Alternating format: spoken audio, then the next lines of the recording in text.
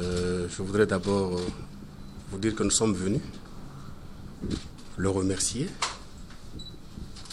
À travers lui, le chef de l'État, le président de la République, qui a pensé au football congolais, particulièrement à la Linafoot Ligue 1 et Ligue 2.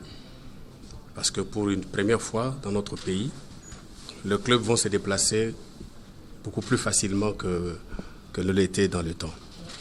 Et donc, pour nous, c'est une grande avancée dans le développement de notre foot.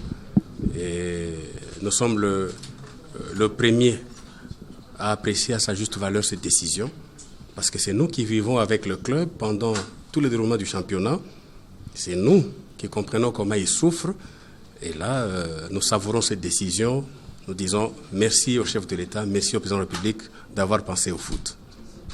Ben écoutez, la décision du chef de l'État est une très très bonne décision que nous approuvons et que pour laquelle nous félicitons non seulement le chef de l'État mais aussi le Premier ministre. Nous n'allons pas oublier notre ministre, parce qu'il a bien ficelé le dossier, il a bien présenté pour qu'il ait amené tout le gouvernement à décider. Notre souhait est que ce problème de transport facilite effectivement le déroulement du championnat sans écart de match. C'est ainsi que, soucieux de ça, aujourd'hui même monsieur le ministre nous a invités pour savoir ce qu'il en est et nous donner d'autres instructions. Donc nous devrions déjà passer le temps avec nos amis de Congo Airways pour ficeler effectivement tout ce déplacement, savoir si effectivement ça va bien se passer. Je crois que la réunion est prévue pour jeudi cette semaine ici. À partir de ce moment-là, nous vous dirons s'il y a des problèmes ou pas. Mais déjà, si nous nous mettons d'accord avec Congo Airways et si celui-ci consent à déplacer le club sans problème, sans condition, du moment que le gouvernement lui aura déjà transféré l'argent qu'il faut, je crois qu'il n'y aura plus de problème.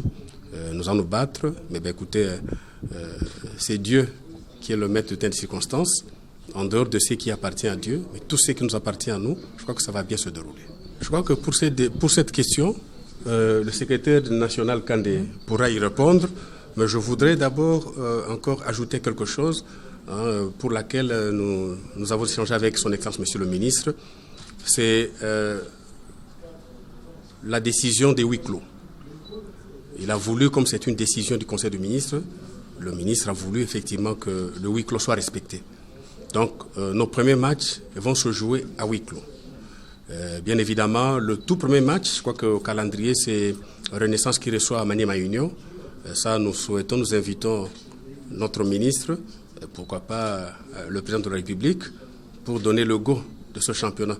Nous sentons que ce championnat sera le meilleur de championnat.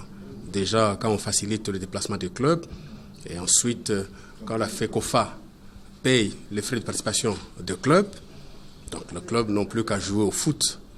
Et donc, comme ce sera des matchs à huis clos, nous sommes en train de tout faire, et le ministre a insisté là-dessus, que ce match passe à la télé.